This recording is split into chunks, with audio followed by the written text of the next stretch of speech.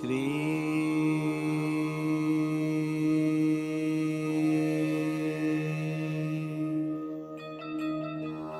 बाबा स्वामी नमो नमः।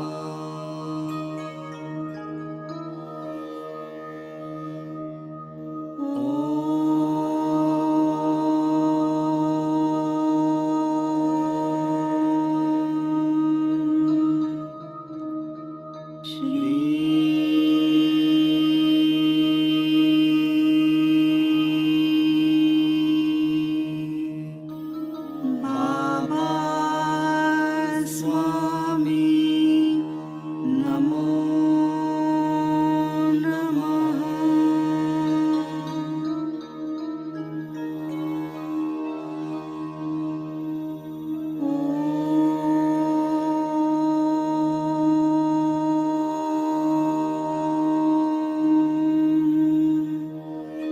श्री बाबा स्वामी नमो नमः।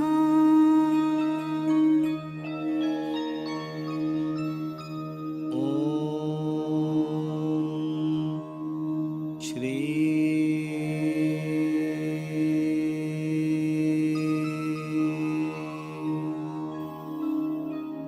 बाबा स्वामी नमो नमः।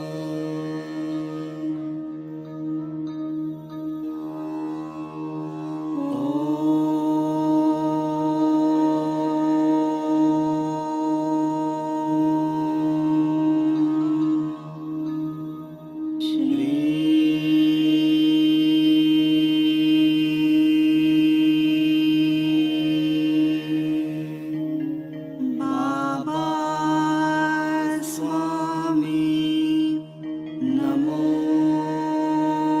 नमः।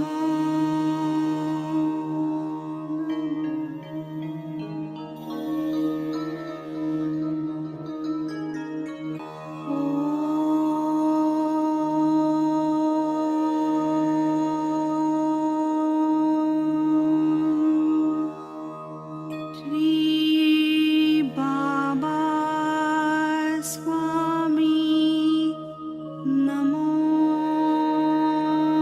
नमः।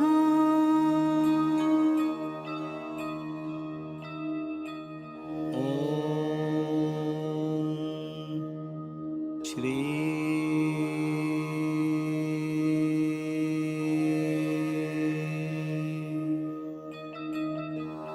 बाबा स्वामी नमो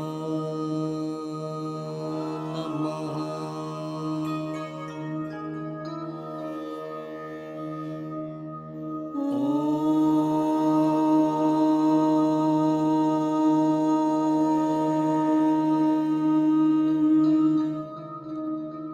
श्री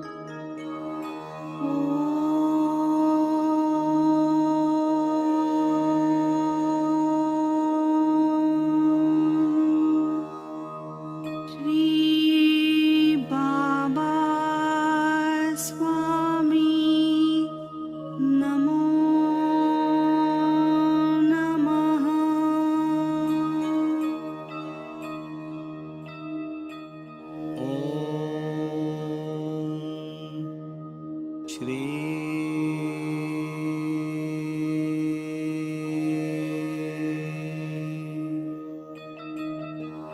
बाबा स्वामी नमो नमः।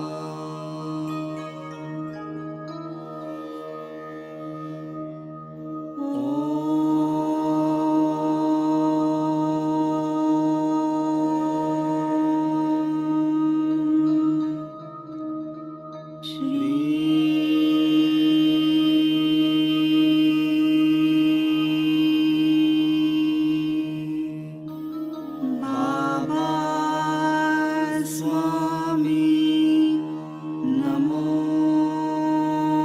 नमः।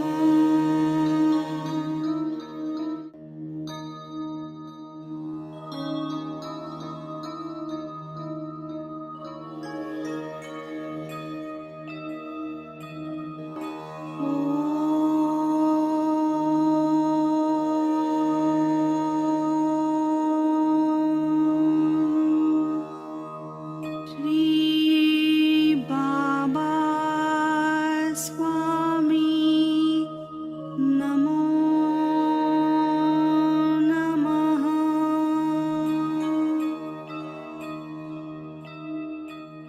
ओम श्री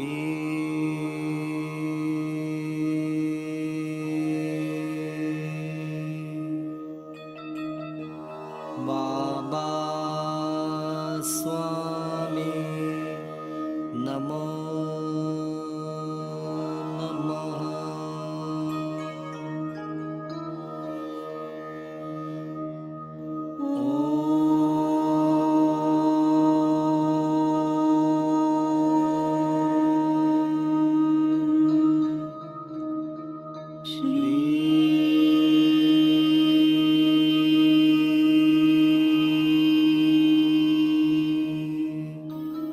बाबा स्वामी नमो नमः।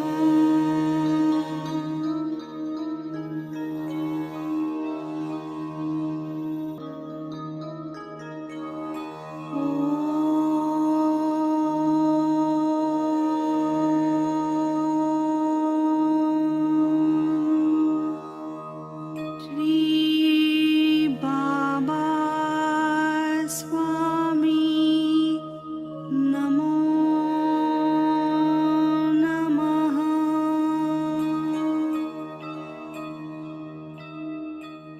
ओम श्री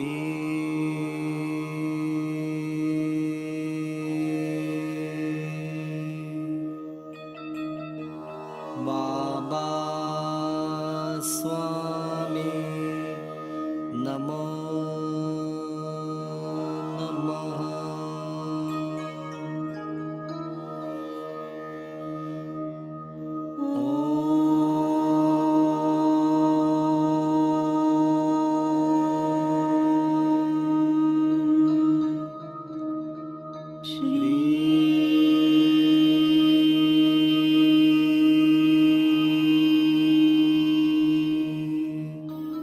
बाबा स्वामी नमो नमः।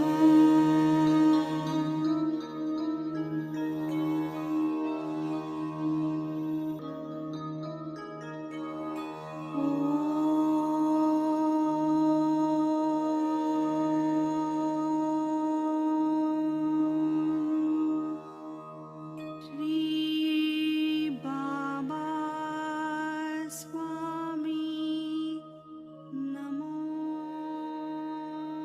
नमः।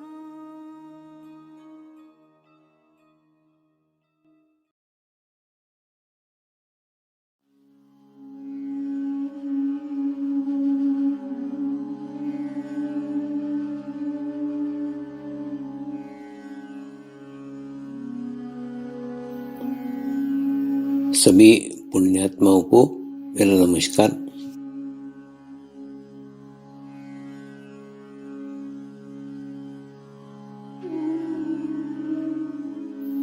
गुरुर्ब्रह्मा गुरुर्विष्णू गुरुर्देवो महेश्वरा गुरु साक्षात परब्रह्म तस्मै श्री गुरवे नमः।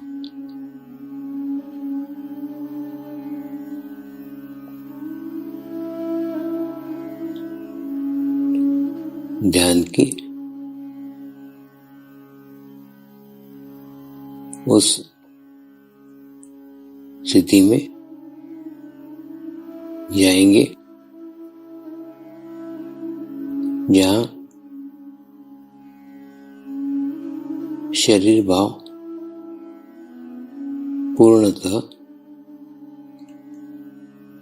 समाप्त हो जाता है।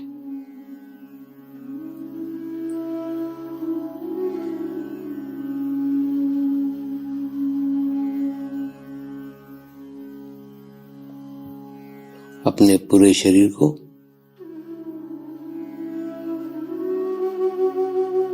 पूर्णतः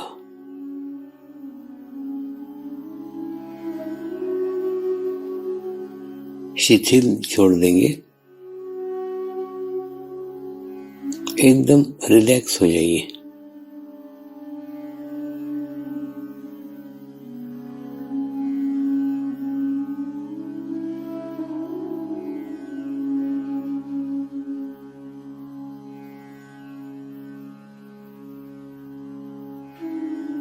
मेरे साथ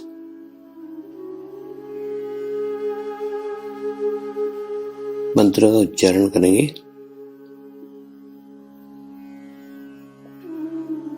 मैं एक पवित्र आत्मा हूँ।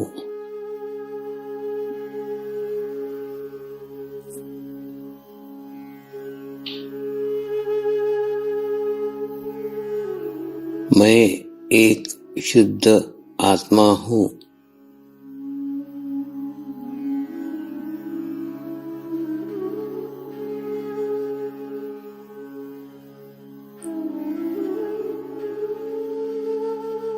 मैं एक पवित्र आत्मा हूँ।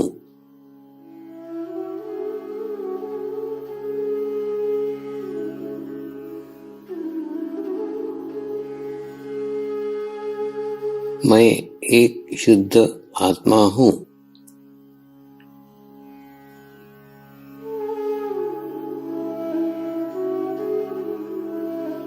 मैं एक पवित्र आत्मा हूँ।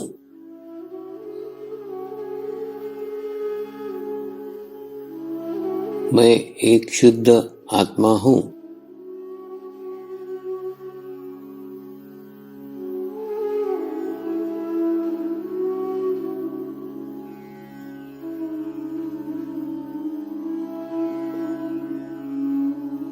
अभी इसी आत्मा भाव को बनाए रखते हुए गुरु मंत्र का उच्चारण करेंगे।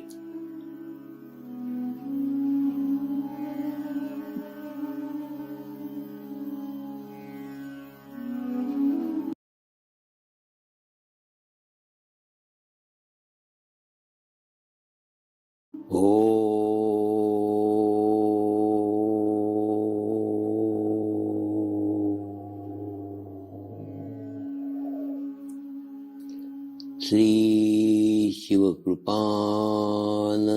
स्वामी नमो नमः।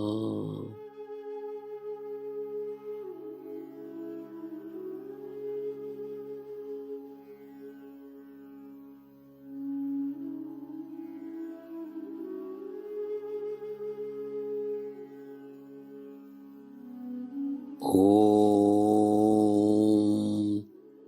श्री शिवकृपानंद स्वामी नमो नमः।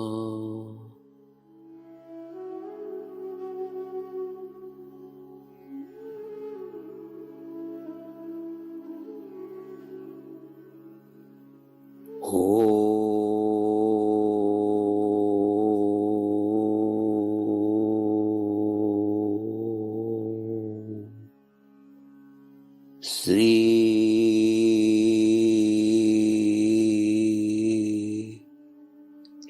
कृपानंद स्वामी नमो नमः।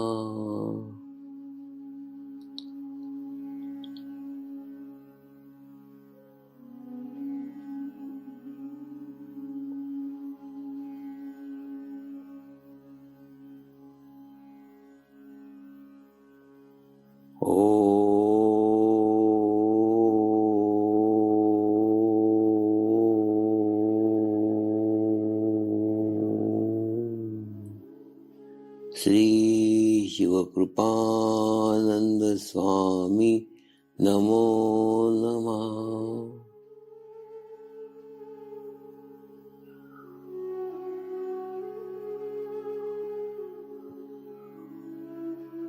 ओम श्री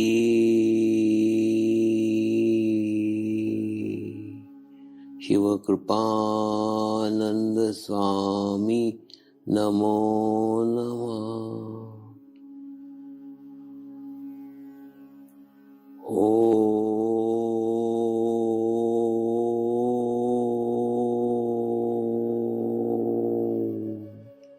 श्री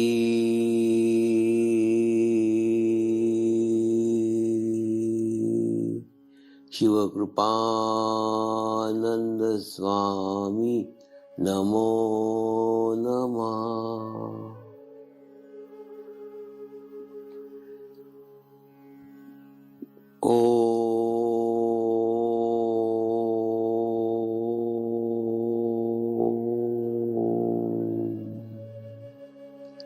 श्री शिवकृपानंद स्वामी नमो नमः।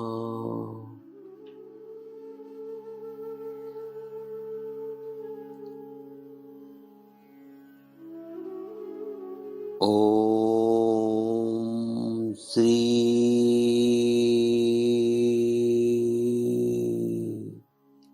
शिवकृपानंद स्वामी नमो नमः।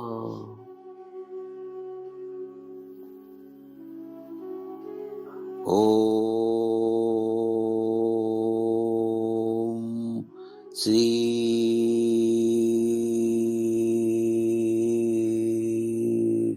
शिवकृपानंद स्वामी नमो नमः।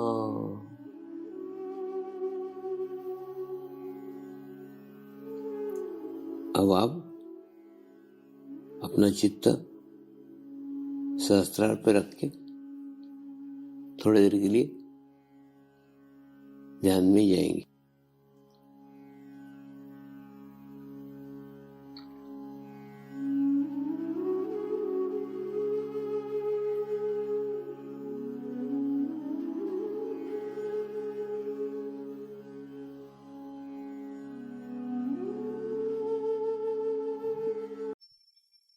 दूसरा, कभी भी बुरे विचार नहीं आ सकते। अब आपका अध्ययन करो ना, मैं सूक्ष्मता से देखता हूँ तो आपके प्रत्येक जन्म के पीछे एक विचार छुपा हुआ है।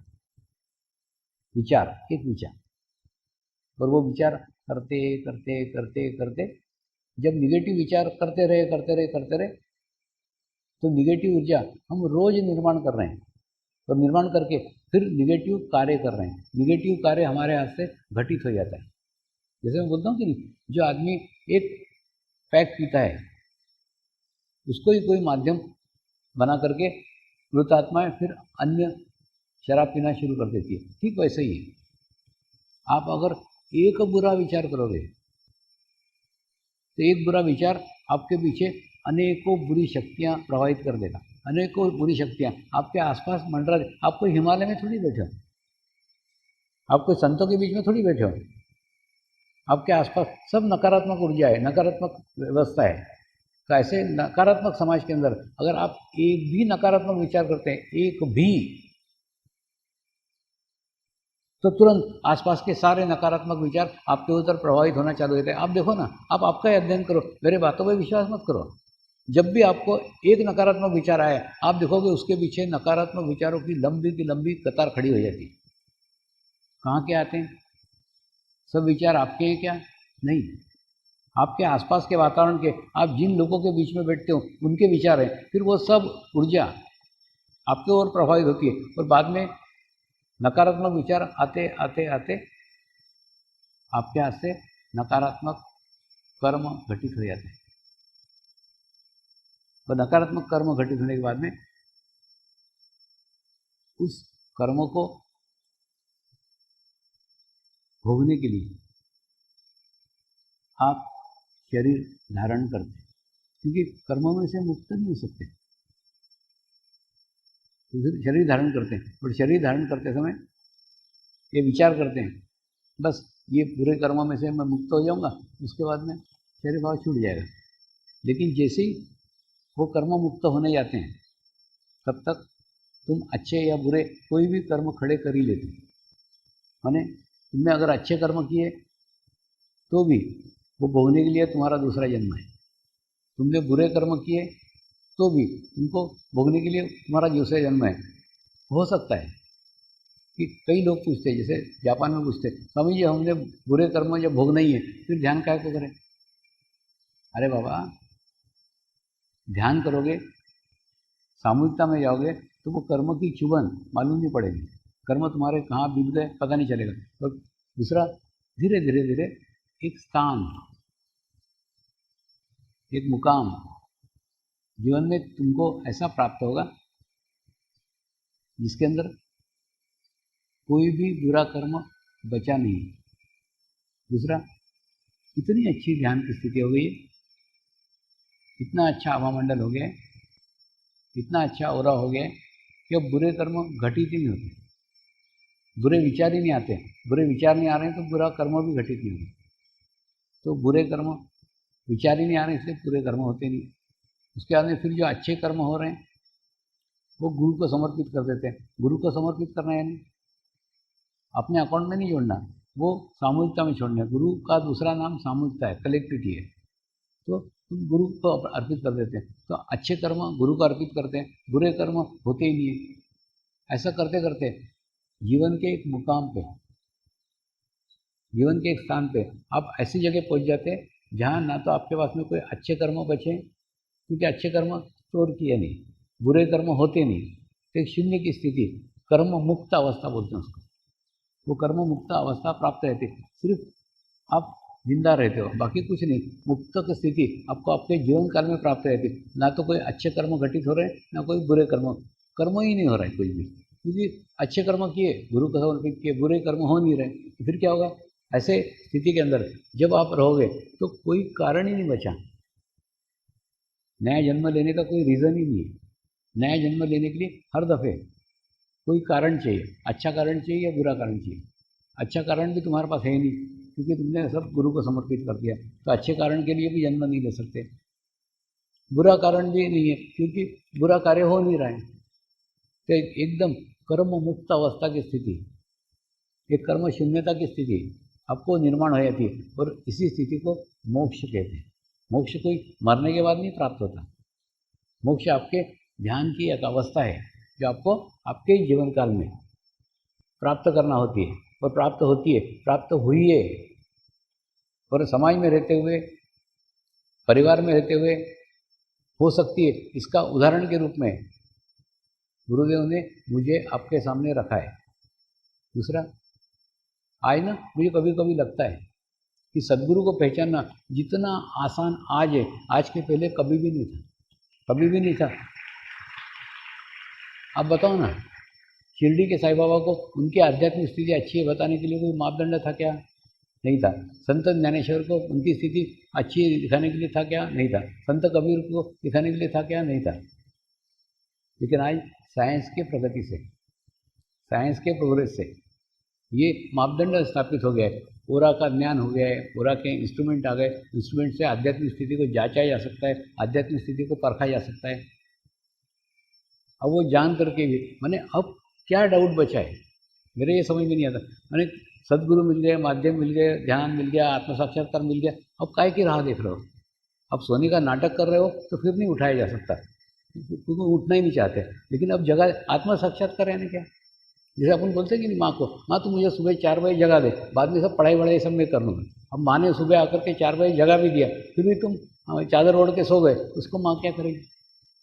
तो आत्म साक्षात्कार है ना, आपने इच्छा की थी कि आपको कोई जगाए, आपको कोई अनुभव कराए कि आप शरीर नहीं आत्मा है, ये भी हो गया, अनुभव भी हो गया, आपको पता भी चल गया, अनुभूति भी आ गई, सब हो गया। अब काहे की राह देख रहे हो? अब रहा कुछ नहीं, अंतर्मुखी हो जाओ, भीतर की ओर चले जाओ, और भीतर की ओर जा करके अंदर का अनुभव करो। अंदर का अनुभव करोगे, आप देखोगे इसके अधिक कोई आनंद नहीं है। और दूसरा, जितनी भी समस्याएं, जितनी भी प्रॉब्लम है, जितनी भी समस्या, सबका संबंध अपने शरीर के साथ है। दूसरा, ये वर्ष हमने रक्षक वर्ष के रूप में मना रहे हैं। तो इसके अंदर इसलिए मिलिट्री में, पुलिस में, बीएसएफ में अनेकों जगह शिविर हो रहे हैं। लेकिन शिविर होने के अनुभव के आधार पर आपको कहता हूँ कि बीएसएफ और मिलिट्री, इससे ज़्यादा खराब स्थिति पुलिस की है। पुलिस की स्थिति खूब खराब स्थिति है, एकदम बेकार स्थिति है। अभी पूना में जब पुलिस का कार्यक्रम हुआ ना, तो वो पुलिस को मैंने कहा, जो सफाई कर्मचारी रहते हैं, हम देखते हैं कि म्यूनसिपैलिटी के लोग आते हैं कचरा उठाने के लिए, वो मुंह पे पट्टी बांध के आते हैं, मुंह पे पट्टी बांध के आते हैं।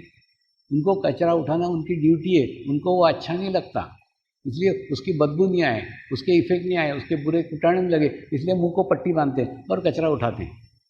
पुलिस वालों की स्थिति कचरा उठाने वालों से भी खराब है, क्योंकि क्या है, इनके पास कोई प्रोटेक्शन नहीं, ये तो पूरा चित्त अपराधियों में डालते हैं। समाज का जितना कचरा, यानी कचरा यानी समाज का जितने अपराधी, उनके अंदर इनका चित्त है। तो कचरा उठाने वालों से भी खराब स्थिति पुलिस की है। पुलिस की इतनी खराब स्थिति है, उतनी स्थिति ना मिलिट्री की है ना बीएसएफ की। आज उनको ध्यान करने की आवश्यकता है, उनको मेडिटेशन करने की आवश्यकता है। और उनके जब भी उनके लिए प्रयास किए जाते हैं, जब भी उनके लिए प्रयत्न किए जाते हैं, कभी पीएम का दौरा आया था, कभी सीएम का दौरा आया था, उनका शिविर कैंसिल हो जाता है। कई बार देखा है मैंने, जब भी पुलिस के शिविर रखे, कुछ ना कुछ होगा प्रॉब्लम।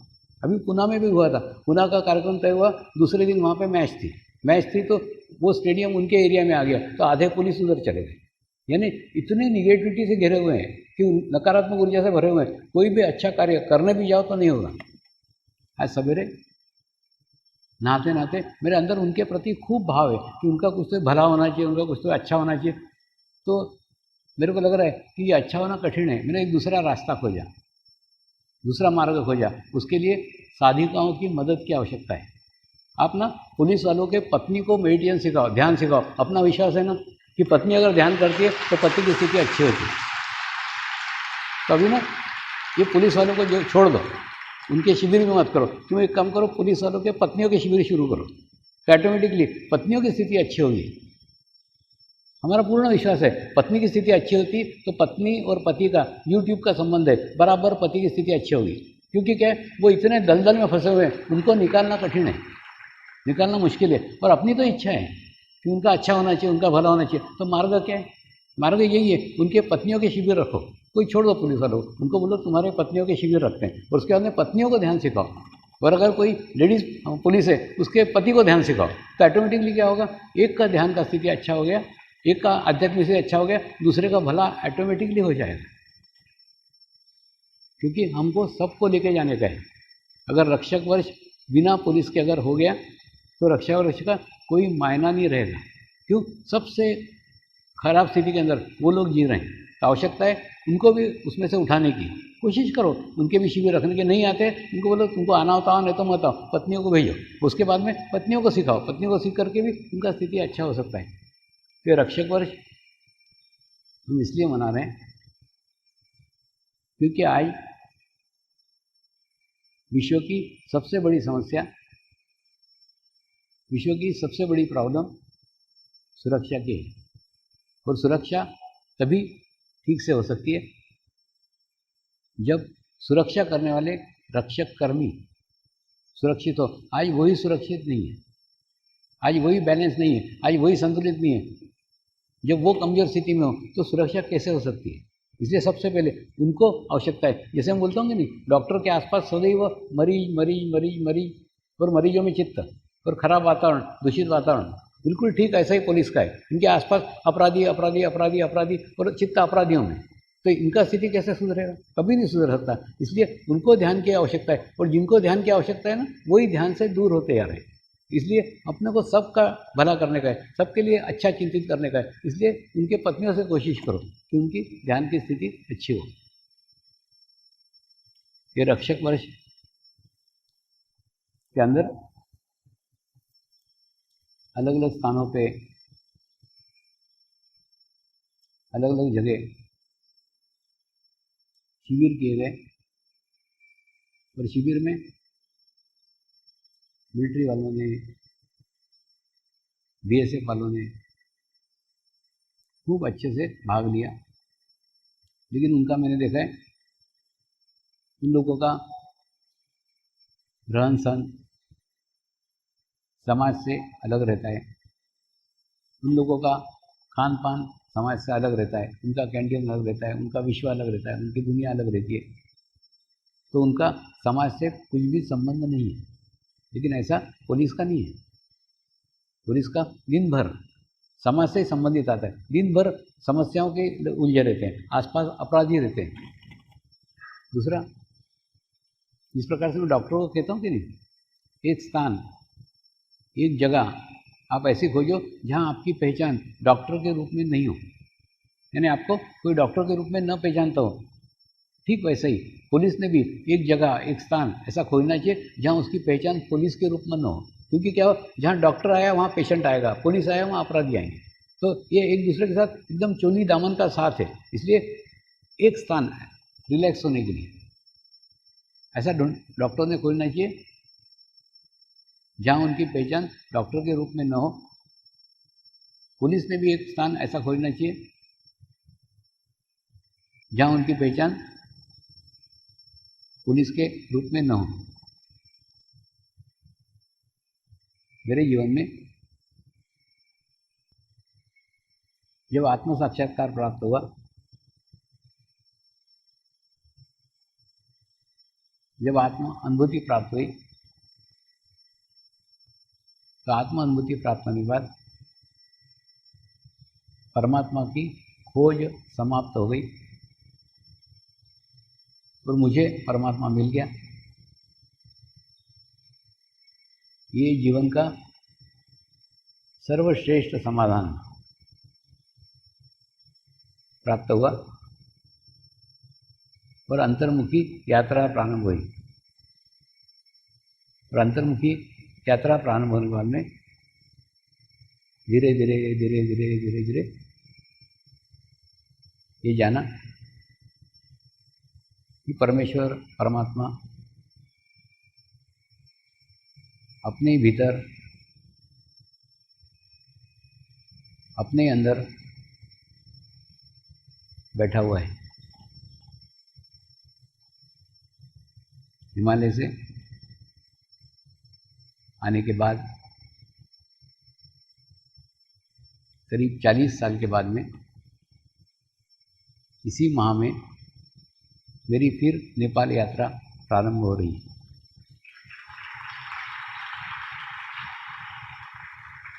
नेपाल में 23, 24, 25 तारीख को शिविर का आयोजन किया गया है। यानी तेरा तुझको अर्पण। जिस देश से ये आत्मज्ञान की गंगा बहना प्रारंभ हुई, तो समूचे विश्व में प्रवाहित होने के बाद फिर अपने मूल स्थान तक लौट रही है, मूल स्थान तक पहुंच रही है। इसका अर्थ है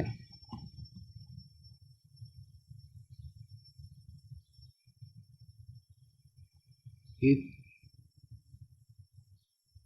आध्यात्मिक क्षेत्र का एक बहुत बड़ा सर्कल संपूर्ण होने जा रहा है और एक नए क्षेत्र की शुरुआत 2019 से प्रारंभ होने जा रही है। तो 2019 का साल समर्पण परिवार के लिए एक बड़ा क्षेत्र लेके आ रहा है,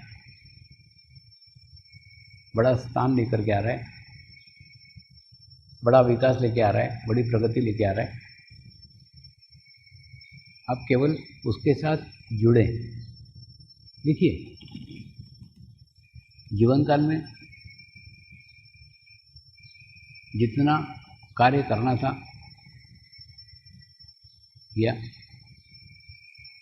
और हो रहा है, लेकिन जीवन काल के बाद भी आप तो भाग्यशाली हैं कि आपको जीवंत गुरु का सानिध्य मिला।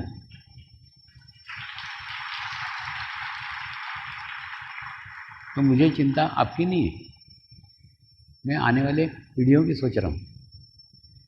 आने वाले पीढ़ियों को जीवंत अनुभूति के लिए, जीवंत माध्यम के लिए, जीवंत मूर्तियों की और मूर्तियों के स्थान की श्री गुरु शक्ति धाम के रूप में स्थापना हो रही है। और 15 जनवरी को मकर संक्रांति के दिन इस दांडी गुरु शक्ति धाम का उद्घाटन होने जा रहा है।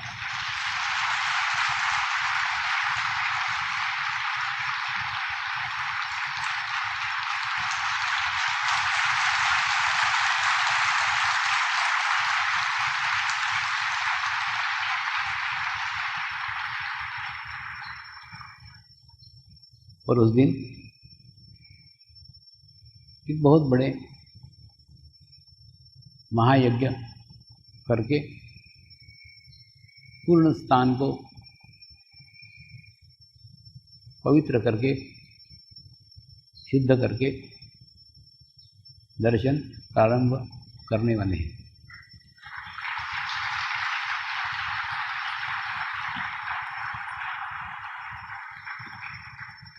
तो गुरु शक्ति धाम के नीचे जो गादी स्थान है, उस गादी स्थान के लिए भी 21 दिसंबर से 28 दिसंबर तक यहाँ 8 दिन का अनुष्ठान होने वाला है। जिस प्रकार से भुज में अनुष्ठान हुआ ना नवरात्रि में, ठीक इसी प्रकार से 8 दिन का अनुष्ठान यहाँ पे भी होगा। लेकिन भुज से और यहाँ से में, अजमेर और यहाँ में एक फ़र्क है। इस गादी स्थान के दर्शन किसी को भी नहीं हो पाएंगे। क्यों? क्योंकि गादी स्थान और मूर्ति स्थापना एक ही दिन होने वाली है, एक ही अनुष्ठान में होने वाली है। और उस गुरु शक्ति धाम बनाने का उद्देश्य अपना क्या है? हमको हमारे जीवन काल में गुरु सानिध्य प्राप्त हुआ, सामूहिकता प्राप्त हुई, कलेक्टिविटी प्राप्त हुई, लेकिन आगे वाले पीढ़ियों को भी, आगे वाले जनरेशन को भी ये प्राप्त हो, इस उद्देश्य से इन गुरु शक्ति धामों का निर्माण कार्य हो रहा है। एक अभी दांडी में चल रहा है, दूसरा अजमेर में हो रहा है, अजमेर के बाद में तीसरा कच्छ में स्टार्ट हो रहा है, कच्छ में भी शुरू हो गया, राजस्थान पूर्ण हो गया, वहाँ पे गुरु शक्ति धाम का निर्माण कार्य प्रारंभ हो गया। ये सब बनाने के पीछे का उद्देश्य कि जो एनर्जी, जो ऊर्जा संग्रहित की जा सके, मैंने बोला जो ज्ञान, जो नॉलेज होता है ना, अपने पास जो रहता है हम जितना हो सकता है उतना बांट देते हैं, लेकिन जो बंटता ही नहीं है, क्योंकि अंदर का खजाना खूब बड़ा है, जो जीवन काल में बांटा ही नहीं जा सकता, तो क्या करेंगे? उसको संग्रहित करके रख देते हैं, कहीं स्टोर करके रख देते हैं। वैसे स्टोर करके रख रहे हैं। हो सकता है आज से 100 साल बाद, 200 साल बाद, 250 साल बाद, 500 साल बाद कोई भी आत्मा आकर के मूर्ति से समरस होकर के वो उसका ज्ञान वो ग्रहण कर सकती है। और मैं तो ज्ञान को उसमें स्थापित करके मुक्त होना चाहता हूँ, ज्ञान में से मुक्त होना चाहता हूँ। व्यवहारिक ज्ञान में से मुक्त होने का है, आंतरिक ज्ञान में से मुक्त होने का है। ठीक उसी प्रकार से आपको भी जो अनुभूति का ज्ञान मिला है, जो अनुभूति का नॉलेज मिला है, आपको जो अनुभूति मिली है वो आंतरिक ज्ञान है, जो आपने आपके टीचर से सीखा, आपने आपके माँ बाप से सीखा। ये व्यवहारिक ज्ञान था। आपको उस व्यवहारिक ज्ञान से मुक्त होने का है, और ये आंतरिक ज्ञान से भी आपको मुक्त होने का। आपको भी मुक्त होना पड़ेगा, और मुक्त होने के लिए आपको माध्यम पड़ेगा कि आपके माध्यम से ये अनुभूति, ये ज्ञान किसी और को मिले, तब आप उसमें से मुक्त होंगे। मुक्ति पाने का नाम नहीं है, मुक्ति देने का नाम है। जब तक आपके भीतर दूसरों का देने का भाव नहीं आएगा, तब तक आप अनुभूति का माध्यम नहीं बन सकते। अनुभूति का माध्यम बनने के लिए पहले अपने भीतर देखो, ये कोई शरीर का नहीं है, ये कुछ लिया हुआ नहीं है कि लिया और कुछ वस्तु थोड़ी है कि ली और बाद में किसी को दे दी। ये आपने पाया है, आपने पाया है, तो वही स्थिति तक, जिस स्थिति में आपने पाया उस स्थिति तक आप नहीं जाते, आपसे वो दान होगा नहीं। आपके द्वारा कोई ले नहीं सकता, तब तक नहीं ले सकता क्योंकि ये आत्मक स्तर के ऊपर है, शारीरिक स्तर पे नहीं है। ये घटना जो घटी है ये शारीरिक, देखो एक पवित्र आत्मा के स्तर पे जब आत्मा पहुंची, तो जब हिमालय के गुरुओं से समरस हुई, वो ज्ञान उस माध्यम में ट्रांसफर हो गए,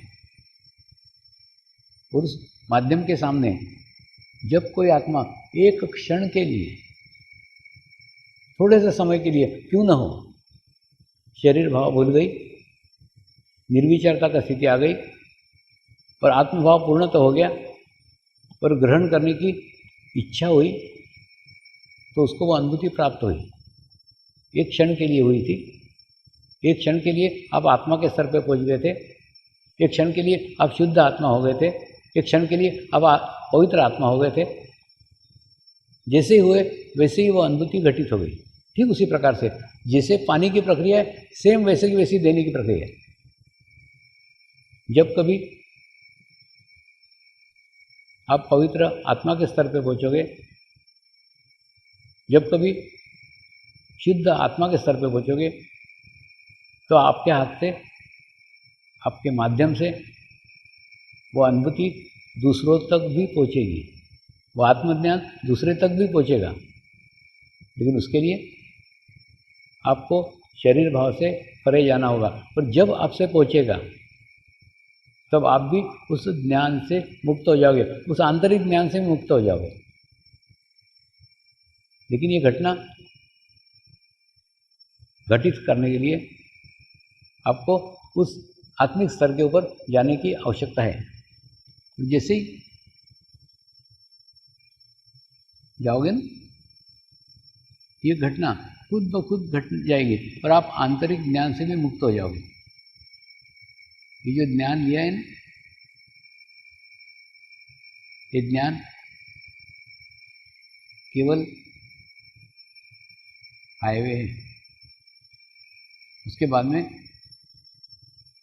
ये भी छोड़ना पड़ेगा, इस आंतरिक ज्ञान को भी छोड़ना पड़ेगा। मेरे गुरुओं ने भी छोड़ा, मैंने भी छोड़ा, आपको भी छोड़ना पड़ेगा। एकदम रिक्त, एकदम खाली, एकदम मुक्त, एक शून्य की स्थिति आपके जीवन में आनी चाहिए, जिसके अंदर कोई लिंग नहीं है, कोई रिश्ते नहीं है, कोई जाति नहीं है, कोई धर्म नहीं है, कोई उपासना पद्धति नहीं है, कोई भाषा नहीं है, कोई देश नहीं है, कुछ नहीं है। ये एकदम खाली, एकदम शून्य, इस स्थिति को ही शून्य की स्थिति कहते हैं। सब में से मुक्त, कोई बंधन बाकी नहीं रहा, कोई ज्ञान बाकी नहीं रहा, कोई रिश्ता बाकी नहीं रहा, कोई संबंध बाकी नहीं रहा, कुछ नहीं रहा, ये एकदम खाली। दूसरा, ये एकदम सडनली नहीं होगा। आप बोलोगे एकदम फू कर दो कि हो जाए, एकदम हो जाएगा ऐसा नहीं है।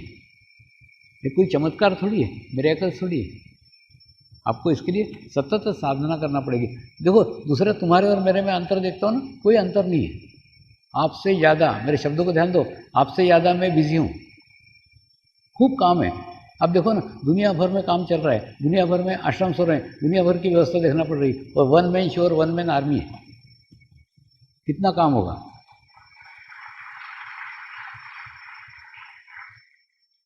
उसके बावजूद भी कार्य हो पा रहा है। और फिर सिर्फ कार्य हो पा रहा है नहीं, उसके साथ साथ समाज में रहते हुए, परिवार में रहते हुए, इतने दुनिया भर के झमेले संभालते हुए आध्यात्मिक स्थिति प्रगति हो रही है, प्रोग्रेस हो रही है, उसका प्रमाण हो रहा है। नहीं, सच में बता रहा हूँ। गुरुओं ने एक दिन आपकी आंखें खोल जाए ना, ऐसा उदाहरण आपके सामने पेश किया है। आप ये नहीं कह सकते मेरे बाल बच्चे हैं, मेरे कोई बाल बच्चे हैं, मेरे कोई पोते हैं, मेरे को नाती, सब है। आप नहीं बोल सकते मेरा घर है, मेरा भी घर है। आप नहीं बोल सकते मेरे व्यवसाय के झमेले, अरे तेरे एक व्यवसाय के झमेले, मेरे इतने सारे व्यवसाय के झमेले, तो सारे झमेले लेके चल रहा हूँ। उसके बावजूद भी आध्यात्मिक प्रगति हो रही है, आध्यात्मिक प्रोग्रेस हो रही है। और ये मैं कह रहा हूँ ऐसा नहीं, मेरे बात पे विश्वास मत करो। अभी तो ओरा प्रमाणित कर रहा है। 15 साल पहले का ओरा कैसा था, 10 साल पहले का कैसा था, गए साल का कैसा था। और ये हिमालय पे बैठ करके नहीं हुआ है, हिमालय से समाज में आने के बाद में हुआ है। तो आपके सामने उदाहरण है ना कि स्वामी जी का जो ओरा इस गंदे समाज में, इस दूषित समाज में, इतने विचारों वाले समाज में प्रगति कर सकता है, प्रोग्रेस कर सकता है, तो मेरा क्यों नहीं। मैं तो समर्पित हूँ, समर्पित हूँ। जैसे स्वामी जी वैसे मैं कार्बन कॉपी में भी होना चाहिए, जेरॉक्स कॉपी में भी होना चाहिए, मेरा भी वो स्थिति होना चाहिए। अगर नहीं है तो अपने आप को सवाल पूछो ना कि जब उनका 22 साल के अंदर समाज में रहते हुए, या ऐसा नहीं कि मैं हिमालय गया था और 22 साल बाद आया और ओरा दिखा रहा हूँ, समाज में रहते हुए ओरा की प्रगति हो रही है, आध्यात्मिक प्रगति हो रही है। और आध्यात्मिक प्रगति भी हो रही है, साथ साथ व्यवहारिक प्रगति भी हो रही है, आश्रम की वृद्धि हो रही है, साधकों की संख्या सब बढ़ रहा है। उसका एक ही रहस्य बताता हूँ। एक आधा घंटा, पूरे 24 घंटे में से केवल आधा घंटा मैं एक ऐसा बैठता हूँ जिसमें दूसरा कोई भी नहीं होता, कोई आश्रम नहीं होता, कोई साधक नहीं होता, कोई रिश्ते नहीं होते, कोई नाते नहीं होते, कुछ नहीं होता। आधा घंटा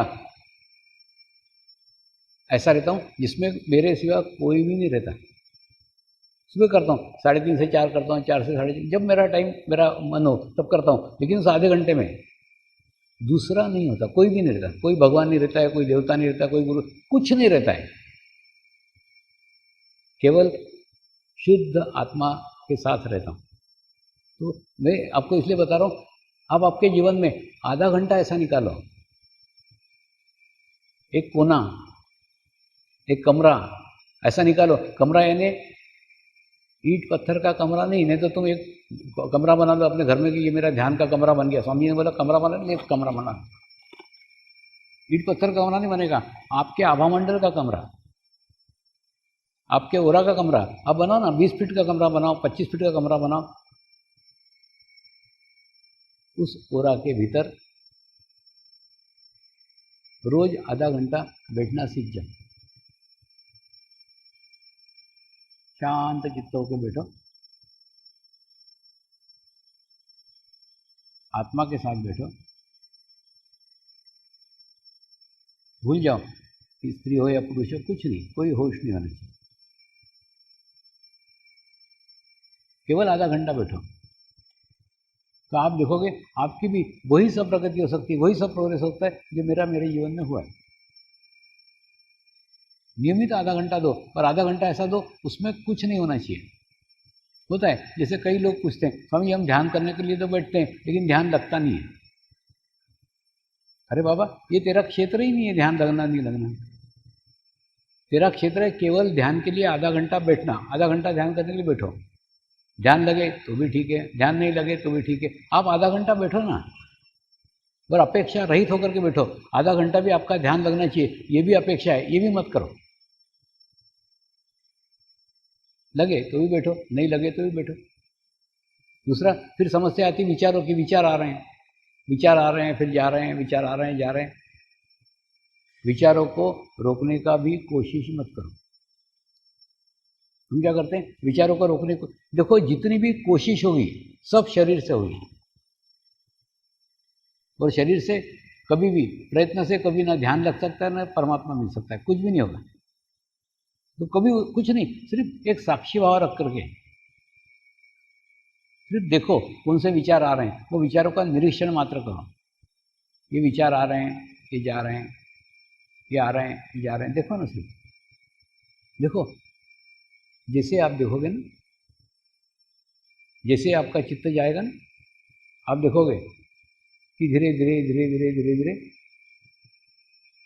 विचार समाप्त होते चले जा रहे हैं, और उसके बाद में आपको अनुभव आएगा, फिर आपके दिमाग में केवल एक विचार चल रहा होगा, किसी एक समस्या पे विचार, किसी एक बात के ऊपर विचार, और वो विचार भी चल रहा है और ध्यान भी चल रहा है, दोनों पैरेलल पैरेलल चलेगा। और कुछ दिन बाद देखोगे वो एक विचार भी कब समाप्त हो गया और ध्यान कब लग गया, आपको आपका भी पता नहीं चलेगा। लेकिन इसकी प्रैक्टिस है, इसका अभ्यास है। अभ्यास करते करते करते करते होता है। नियमित करने की आवश्यकता है, सामूहिक रूप से करने की आवश्यकता है, और अपेक्षा रहित होकर के करने की आवश्यकता है। ये तीनों होकर के करते हो, क्योंकि देखो मैं तो आपको वो रास्ता बताऊंगा, मैं तो आपको वो मार्ग बताऊंगा जो मार्ग में मैं चला हूँ, और जिस मार्ग से चल करके मैं पहुँचा हूँ। ऐसा जाना पहचाना मार्ग, जाना पहचाना रास्ता, पूर्ण विश्वास के साथ आपको बता सकता हूँ। ऐसा करना आप प्रारंभ करो, कोई देर नहीं हुई है। जब जागो तभी सवेरा, कुछ नहीं, कल से चालू करो ना, कल से एक आधा घंटा बैठना चालू करो, सिर्फ बैठना चालू करो, बाकी सब मैं देख लूँगा। अरे सिर्फ बैठो तो खरी। वाह, तुम लोग ना इतने बदमाश हो कि तुमको 3:30 से 5:30 के बीच में कई बार मैं आके उठाता भी हूँ, लेकिन उठ करके फिर सो जाते।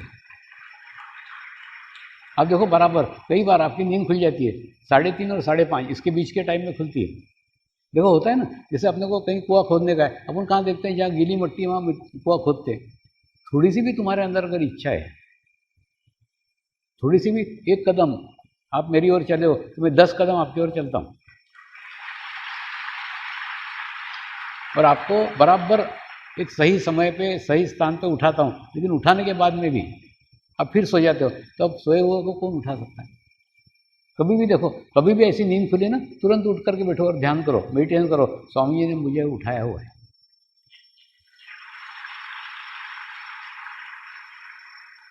नियमित ध्यान करो, मेडिटेशंस करो, और उस मुक्त स्थिति को अपने इसी जीवन काल में प्राप्त करो। सच्ची बता रहा हूँ, ये मेरा अंतिम जन्म है और आपका भी अंतिम जन्म है।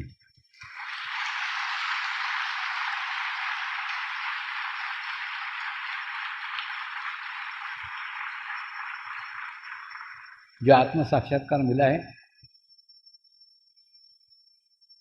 उस आत्म साक्षात्कार का अनुभव करो।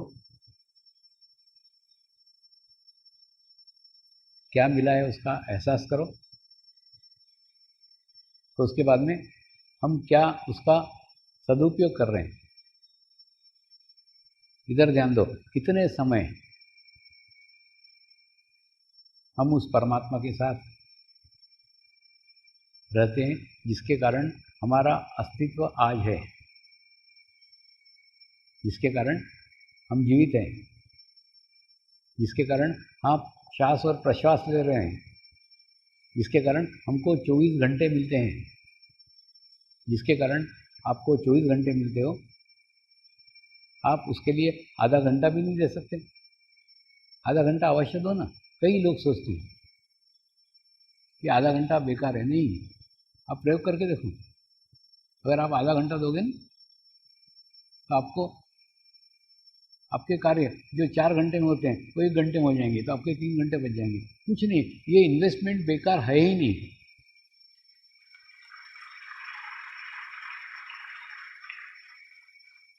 ये आधा घंटा आपको आपके जीवन की अंतिम सांस तक काम आएगा।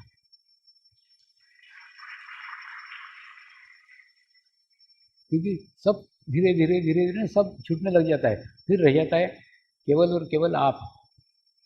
जब आप अपने आप को अकेला महसूस करोगे ना, उस समय ये 30 मिनट का ध्यान आपको शांति प्रदान करेगा, आपको समाधान प्राप्त करेगा, सुख प्राप्त करेगा।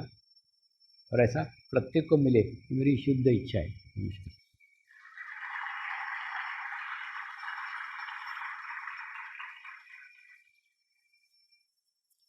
दूसरा, कुछ घोषणाएं करने के लिए मुझे दी गई, वो एकदम क्या बोलते हैं ना, क्रमबद्ध तरीके से कर रहा हूँ।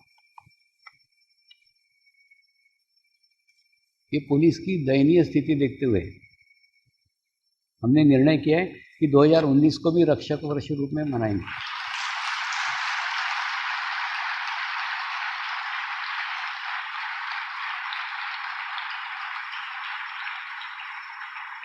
इसको 1 साल हम और एक्सटेंड कर रहे हैं। दूसरा, इसी माह के अंदर 23, 24, 25 नेपाल में शिविर है, काठमांडू में। जिनका आना संभव हो वो आ सकते हैं, स्वागत है। और जिनका नहीं आना संभव है वो वीडियो कॉन्फ्रेंस में देख सकते हैं, वो लाइव टेलीकास्ट होगा।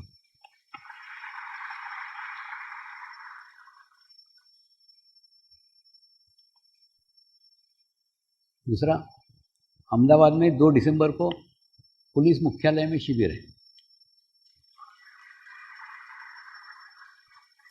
नेपाल से आने के बाद में 2 दिसंबर को। उसके बाद में 9 से 16 विदेशी लोगों की रिट्रीट है गोवा के अंदर। और इसी दौरान एक गोवा में भी पुलिस का शिविर आयोजित किया जाएगा। दूसरा, 21 से 28 अनुष्ठान है 8 दिन का, जैसे भुज में हुआ ना, जैसे ये दांडी के गुरुशक्ति धाम में 8 दिन का अनुष्ठान है, 21 से 28। उसके बाद 1 जनवरी को तमिलनाडु को समर्पण से जोड़ने के लिए 1 जनवरी को चेन्नई के अंदर एक महाशिविर का आयोजन किया गया है।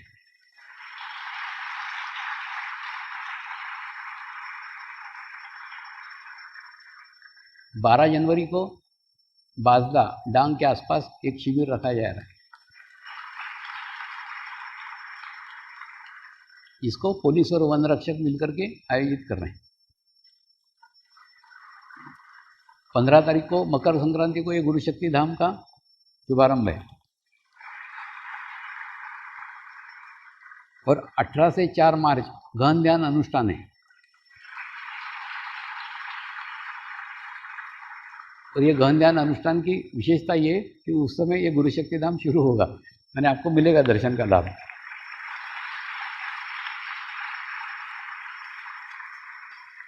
इसके बाद 29, 30, 31 मार्च डॉक्टर शिविर है अहमदाबाद मेडिकल कॉलेज में।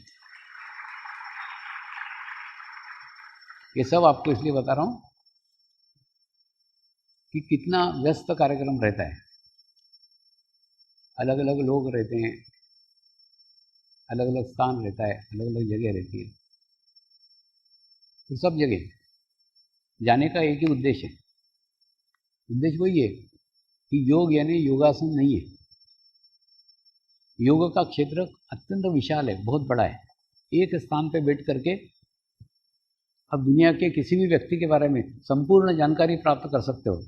ऐसी चित्त की दशा, चित्त की स्थिति आपकी हो सकती है, ये योग से संभव है। तो योग का क्षेत्र कितना बड़ा है। एक सामान्य से मनुष्य से एक असामान्य कार्य इस विश्व में आकर के हो सकता है, ये योग का क्षेत्र है। अब देखो ना, मेरे साथ कोई फौज थोड़ी थी, अकेला आया था, कोई भी नहीं था साथ में, लेकिन धीरे धीरे जैसे बोलते ना, मैं तो आया था बूंद, लेकिन आपके प्रेम ने मुझे सागर बना दिया।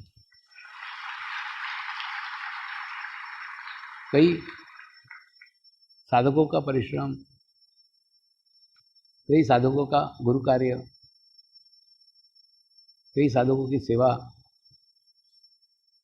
कई साधकों की मेहनत, ये सब छुपी हुई दिखती नहीं है, लेकिन ये सब है। इसीलिए आज दिन प्रतिदिन समर्पण का प्रचार प्रसार वृद्धिगत हो रहा है। उसमें महिलाओं की सबसे बड़ी भागीदारी है।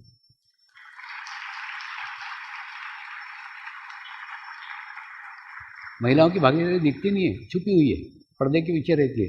वो ऐसे कठपुतली नचाते हैं ना, वैसे चलता है। तो सबके योगदान के लिए मैं आपका हृदय से आभारी हूँ। देखिए, कितना भी खाना बनाए, कितने भी मेहनत से खाना बनाए, कितना भी स्वादिष्ट खाना बनाए, कितना भी अच्छा खाना बनाए, वो खाने का तब तक कोई महत्व नहीं है जब तक उसको किसी ने नहीं खाया। ठीक उसी प्रकार से कितना भी ज्ञान लेकर के आया, आपको नहीं मालूम, अब जाने अनजाने में मेरी मदद कर रहे हो, मेरे को मुक्त कर रहे हो, मेरे को खाली कर रहे हो, मेरे को रिक्त कर रहे हो। ज्ञान जैसे जैसे ग्रहण कर रहा हूँ, वैसे वैसे मैं रिक्त हो रहा हूँ, मैं खाली हो रहा हूँ, मुक्त हो रहा हूँ। उस आत्मिक ज्ञान से मैं मुक्त हो रहा हूँ। मेरा ही मार्ग आप प्रशस्त कर रहे हैं, इसलिए मैं आपका हृदय से आभारी हूँ। नमस्कार।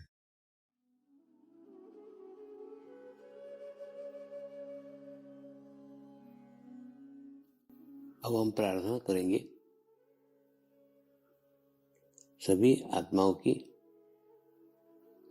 आत्म उन्नति हो, आध्यात्मिक प्रगति हो।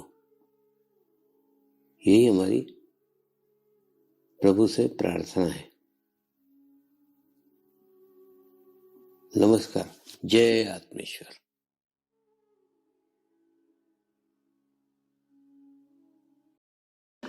शांति पाठ करेंगे। ओम द्योः शांति अंतरिक्षगम शांति पृथ्वी शांति रापः शांतिरौषधयः शांति वनस्पतयः शांति विश्वे देवाः शांति ब्रह्म शांति सर्वगं शांति शांतिरेव शांति क्षमा शांतिरेधि। ओम शांति शांति शांति सर्वारिष्ट सुशांतिर्भवतु।